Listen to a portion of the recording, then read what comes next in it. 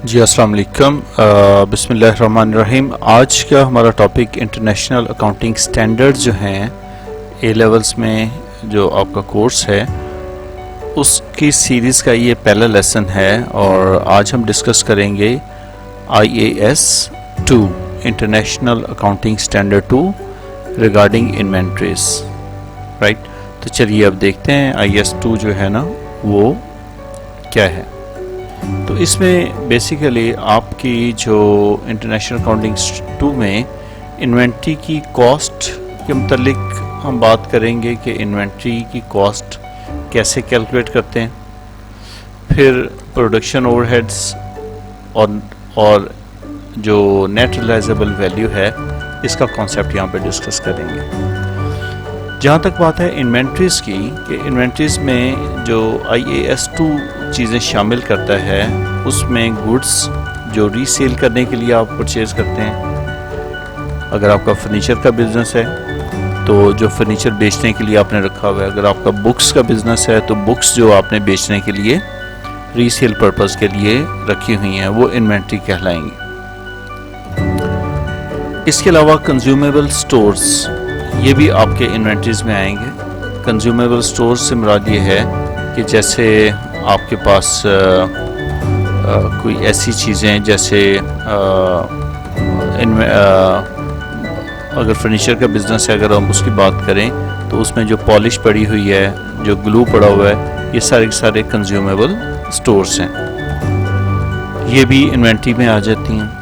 फिर इन्वेंट्री का जो रॉ मटेरियल है ये भी इन्वेंट्री के अंदर आ जाएगा, जिसमें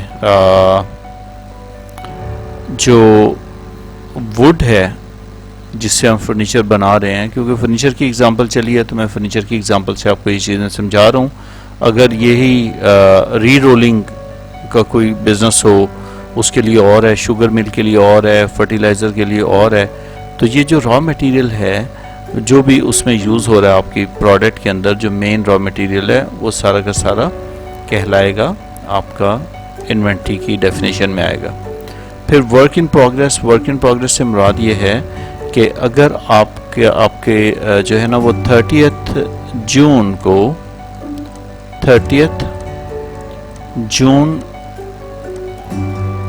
को अगर आपका बिजनेस क्लोज हो रहा है, आखिरी दिन है, उस टाइम पे अगर आप देखें कि आपके पास जो मैन्युफैक्चरिंग का बिजनेस है उसमें सारी की सारी चीज़ें फिनिश गुड्स नहीं बन चुकी होती। कुछ चीज़ें ऐसी होती हैं जिस पर किसी पे 50% काम हो चुका होता है। अगेन मैं फर्नीचर की एग्जांपल दूंगा कि फर्नीचर के अंदर हो सकता है कि कुछ ऐसे टेबल्स और चेयर हों जो पॉलिश होने वाले हैं, बाकी सारा काम हो चुका हुआ है। सो इस तरह डिग्री ऑफ कंप्लीशन उसकी 100% नहीं होती, से 80% काम कंप्लीट हुआ होता है या 70% होता है या इवन 90% काम कंप्लीट हुआ होता है। तो इस तरह के गुड्स को वर्क इन प्रोग्रेस बोलते हैं। तो वो भी इन्वेंट्री की ही डेफिनेशन में उसको भी यही स्टैंडर्ड डील करता है। देन फिनिश गुड्स हैं, ऐसे गुड्स जो कि आपके पास फिनिश्ड कंडीशन में पड़ी हैं, 100% उसके ऊपर वर्क जो है ना कंप्लीट हो चुका है लेकिन वो अनसोल्ड है, तो उसको आप जो है ना वो इन्वेंट्रीज की डेफिनेशन में लाते हैं। राइट, तो ये आपके पास जो है ना वो इन्वेंट्री की सूरतें हो सकती हैं। गुड्स जो रीसेल के लिए, जैसे ट्रेडिंग बिजनेस है, चीज़ें लाए और पड़ी हुई हैं अभी बिकी नहीं है, कंज्यूमेबल स्टोर्स हैं वो भी आपके आ जाएंगे। इधर रॉ मटेरियल है और फिर आपके पास वर्क इन प्रोग्रेस है, अनफिनिश गुड्स हैं और फिनिश गुड्स हैं। तो इस सारी इन्वेंट्रीज की डेफिनेशन में आएंगे। और ज़रूरी नहीं कि हर बिजनेस में सारी चीज़ें, ट्रेडिंग बिजनेस के अंदर consumable, raw material, work in progress, finish goods नहीं होगा, तो खाली उनकी गुड्स आ जाएंगी। अब बात आती है इसकी कॉस्ट की। कॉस्ट के अंदर आपने इन्वेंट्री की अकॉर्डिंग टू दिस स्टैंडर्ड 2 आपने क्या चीज़ शामिल करनी है। एक तो उसको परचेज़ करने की जो कॉस्ट है, फॉर एग्जांपल वो यूनिट हमने परचेज़ किया $80 में, एक तो वो आपने उसकी कॉस्ट में शामिल करना है। राइट, उसके अलावा जो इंपोर्ट टैक्स है, फॉर सपोज आपने $10 उसके ऊपर टैक्स भी पे किया उस गुड्स को लाने के लिए, तो ये भी उसकी कॉस्ट में शामिल करना है। फिर आपने transportation and handling cost, for example ये आपने $5 पे की थी, ये भी उसकी कॉस्ट में आपने शामिल करना है। ठीक है, अकॉर्डिंग टू स्टैंडर्ड। और इसके अलावा any other cost directly attributable to the goods, यानी कि वो गुड्स की जो है ना वो गुड के साथ एट्रीब्यूटेबल हो, इजीली ट्रेस हो सके कि ये इन्हीं चीज़ों के ऊपर खर्चा हुआ है। ये मैं सिर्फ 1 यूनिट की बात कर रहा हूँ, तो आपने पूरी की पूरी कंसाइनमेंट के हवाले से उसको कॉस्ट को शामिल करना है। तो यहाँ पे फॉर एग्ज़ाम्पल ये भी $10 ही इसके अदर एक्सपेंसेस आए थे। तो अब ज़रा इसको कैलकुलेट करते हैं कि टोटल हमारे पास जो कॉस्ट पर यूनिट है वो कितना आ गया। $80 ये, $10 ये, 90, 95 और 10, $105 आपकी जो है ना कॉस्ट कहलाएगी इन्वेंट्री की। ठीक है, इसी तरह अगर आप कंसाइनमेंट का मेरा देखें, वीडियो देखें कंसाइनमेंट की, तो उसके अंदर भी जो वैल्यू ऑफ इन्वेंट्री है उसमें भी यही कॉन्सेप्ट है। वो हमने कहाँ से कॉन्सेप्ट लिया था, वो IS2 से लिया था। तो IS2 ने हमें बताया कि आप इन्वेंट्री जो लेइंग विद द कंसाइनी है उसको आपने ऐसे कैलकुलेट करना है। तो ये बहुत ज़्यादा इंपॉर्टेंट है, प्लीज़ इसको नोट करें। और आप जो इन्वेंट्री की कॉस्ट कैलकुलेट करेंगे उसमें आपने ये चीज़ें शामिल करनी है। यही वजह है कि जब आप सिंपल इनकम स्टेटमेंट बनाते हैं तो उस वक़्त आप जो गुड्स परचेज़ करते हैं तो ट्रांसपोर्टेशन इन जो है या कैरिज इनवर्ड है उसको आप जो है ना वो इसकी कॉस्ट में शामिल करते हैं। ये क्यों आप करते थे, ये स्टैंडर्ड 2 की वजह से करते थे। इसके अलावा cost that can be especially attributable to unit of production, for example direct labor। ये मैन्युफैक्चरिंग के हवाले से बात हो रही है कि जब मैन्युफैक्चरिंग के अंदर आप मालूम करेंगे कि फिनिश गुड्स की कॉस्ट कितनी है या वर्क इन प्रोग्रेस की कितनी कॉस्ट आई है, तो उसमें आपने क्या करना है कि जो डायरेक्ट एक्सपेंसेस हैं जैसे लेबर की कॉस्ट है या रॉयल्टी वगैरह है, ये सारे के सारे एक्सपेंस उसमें आपने शामिल करना है along with the cost of raw material. तो ये भी आपका जो है ना वो कहलाता है, ये यानी कि आप कह लें कि प्राइम कॉस्ट की बात कर रहे हैं। तो प्राइम कॉस्ट के लिए मैन्युफैक्चरिंग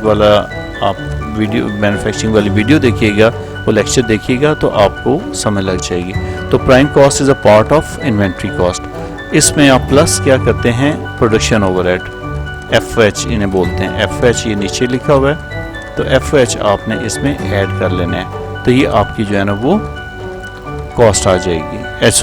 FH जो है वो जो है ना फैक्ट्री के अदर एक्सपेंसेस हैं अदर देन प्राइम कॉस्ट, जो भी एक्सपेंस उसके ऊपर आता है वो सारा का सारा आप उसमें शामिल करते हैं। या कोई इसके अलावा कोई ओवरहेड आपका जो कि एट्रीब्यूटेबल टू, जैसे यहाँ पे ट्रांसपोर्टेशन या इस तरह का मामला था, वो भी इसमें शामिल कर लेंगे। तो ये आपकी इन्वेंट्री की कॉस्ट कहलाएगी with respect to manufacturing. Standards, अब ये वाला बहुत अहम बात है, इम्पॉर्टेंट बात है ये तो कॉस्ट से रिलेटेड था जितना भी था मामला।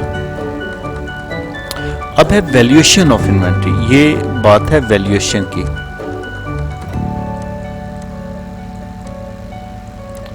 वैल्यूएशन ऑफ इन्वेंट्री और कॉस्ट ऑफ इन्वेंट्री में फ़र्क है, ठीक है। वैल्यूएशन से मुराद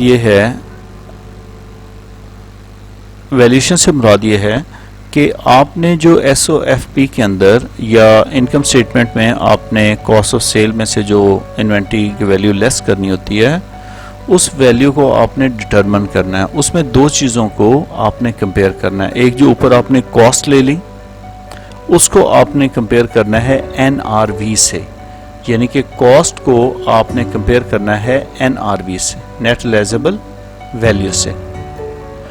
कॉस्ट अगर आपकी किसी प्रोडक्ट की आती है 105 और NRV जो है वो इसकी आ जाती है 102। NRV क्या होती है, नेट रियलाइजेबल वैल्यू, कि अगर आप इन गुड्स को अगर आप डिस्पोज ऑफ करते हैं, अगर आप इसको डिस्पोज ऑफ करते हैं तो आपके पॉकेट में पैसे आते कितने हैं, उसे NRV बोलते हैं। इनमें से जो इन्वेंट्री की वैल्यूएशन है, इन दोनों में से जो इन्वेंट्री की वैल्यूएशन है वो आपने करनी थी lower of.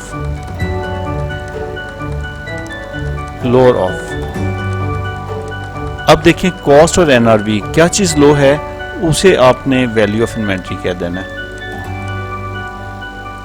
Value of inventory, और वो यहाँ पर क्या आ रही है $102। तो 102 पर आपने अपनी बुक्स में इन्वेंट्री को शो करना। यही आपका क्लोजिंग इन्वेंट्री की वैल्यू इनकम स्टेटमेंट में डेफिनेटली वही आपकी जो है ना इन्वेंट्री की वैल्यू आ जाती है आपके जो SOFP है उसमें करंट एसेट के अंदर। तो कॉस्ट और NRV इसमें से जो लोअर होगी, तो इसे लिखते कैसे हैं, द लोअर ऑफ कॉस्ट और एंड NRV, तो उसको आपने वैल्यू जो है ना वो देनी है। A separate item of inventory और ग्रुप ऑफ सिमिलर इन्वेंट्रीज। सो आपने ये जो है ना वो वैल्यूएशन के हवाले से ये ज़हन में बात रखनी है। कॉस्ट को मालूम करने का तरीका और है, और जब हमने बुक्स के अंदर जो क्लोजिंग इन्वेंट्री की वैल्यू लिखनी है वो इन दोनों में से कॉस्ट को कंपेयर करना है। कॉस्ट को क्योंकि हमने मालूम कर लिया, उसके लिए गाइडलाइन मिल गई कि कॉस्ट कैसे मालूम करनी है, और NRV दोनों को कंपेयर एंड पे करेंगे तो आखिरी दिन जो वैल्यूएशन ऑफ इन्वेंट्री। इसी तरह आप कभी क्वेश्चन पढ़ें, क्वेश्चन जब रीड करते हैं आप इनकम स्टेटमेंट का फाइनेंशियल जो फाइनेंशियल स्टेटमेंट्स बनानी होती हैं उसका क्वेश्चन पढ़ते हैं, तो एडजस्टमेंट में आपको इन्वेंट्री इज़ वैल्यूड एट का वर्ड मिलता है, कॉस्ट का नहीं मिलता। इन्वेंट्री इज़ वैल्यूड एट, तो आपको उन्होंने वैल्यू करके यानी कि IS2 का जो ये गाइडलाइन है कॉस्ट और NRV, वो दोनों को कंपेयर करके लोअर के ऊपर उन्होंने वैल्यू आपको दे दी होती है। चलिए जी, इन्वेंट्री और ये स्टैंडर्ड हमें क्या गाइड करता है कि इन्वेंट्री की जो रिकॉर्डिंग है या आपकी वैल्यूएशन के मेथड्स हैं वो आप कौन कौन से ले सकते हैं। ये बेसिकली आपका जो है ना स्टोर लेजर कार्ड है, स्टोर लेजर कार्ड, उसके ऊपर आप अपना डाटा कैसे रिकॉर्ड करते हैं, इन्वेंट्री को रिकॉर्ड कैसे करते हैं। उसमें एक मेथड है आपका फर्स्ट इन फर्स्ट आउट, उसको IS2 अलाउ करता है। एक कंपनी है फर्नीचर की, वो FIFO के ज़रिए अपनी कॉस्ट को रिकॉर्ड कर रही है। दूसरी कंपनी भी फर्नीचर की है, वो एफको में यूज़ कर रही है, एवरेज कॉस्टिंग मेथड। इन मेथड्स पे अलग-अलग वीडियोस मैं अपलोड करूँगा, वो भी आप देख लीजिएगा। तो ये दोनों मेथड एक ही इंडस्ट्री के अंदर दो different firms different method use कर रही हैं, तो दोनों को ही IS international accounting standard 2 allow करता है। उस पर कोई ऑब्जेक्शन नहीं कर सकता कि उन्होंने FIFO किया तो आपने FIFO क्यों नहीं किया। तो दोनों ही ये जो है ना वो डिफरेंट मेथड यूज़ कर सकते हैं, दोनों ही अलाउड हैं। और इसके अलावा आप एक तीसरा मेथड भी है, नॉर्मली ये FIFO और एफको ही यूज़ होता है, the standard cost if it bears the reasonable relationship to the actual cost. ये स्टैंडर्डाइज्ड यानी कि जहाँ पे स्टैंडर्ड स्टैंडर्ड कॉस्टिंग आप अप्लाई कर सकते हैं, स्टैंडर्डाइज्ड गुड्स बनती हैं तो वहाँ पर आप स्टैंडर्ड कॉस्ट भी जो है ना वो अप्लाई कर सकते हैं। क्या चीज़ आप नहीं कर सकते, एक last in first out, previously ये एक्सेप्टेबल था अब नहीं है। इसी तरह जो बेस कॉस्ट है उसको भी नहीं आप कर सकते, ना ही आप रिप्लेसमेंट कॉस्ट को जो है ना वो वैल्यू के आगे असाइन कर सकते हैं। तो ये आपका इंटरनेशनल अकाउंटिंग स्टैंडर्ड 2 था। तो आई होप कि इंशाल्लाह आपको समझ लग गई होगी कि IS2 जो है ना कॉस्ट को कैसे कैलकुलेट करता है और वैल्यूएशन और कॉस्ट में क्या फ़र्क है और ये स्टैंडर्ड क्या डिमांड करता है। तो अगर कोई इसमें कोई कन्फ्यूजन हो तो please do ask question in the comment section, और please like and subscribe my channel and share the videos with your friends. अपना बहुत ख्याल रखिएगा, अल्लाह ताला आपको अपने हिफ्ज़-ओ-मान में रखे। अल्लाह हाफ़िज़।